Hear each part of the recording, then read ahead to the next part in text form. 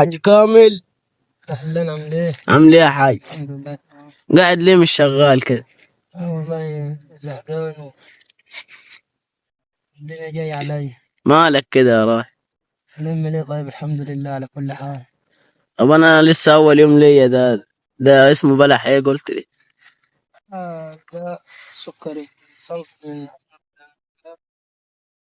سكري.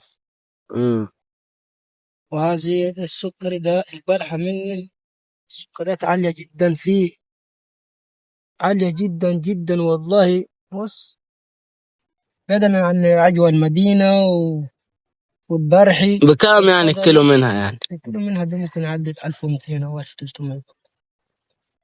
والله والله العظيم ده في فوائد على كده. فيها فوائد وفيها كل حاجة. ممكن تقول لي فوائدها؟ أقول لك فوائد. فوائدها يا صاحبي إن السكريات عالية، أحسن من اللي أقوى من الصعيد بتاعه، امم وأقوى من الخضر والبرح والعجوة المدينة، السكريات بالذات للفوائد. إنما الأضرار ما فيش أضرار، الحمد لله. البلح عمره ما يكون فيه أضرار، البلح بالذات ما يكونش فيه أضرار. آه بس.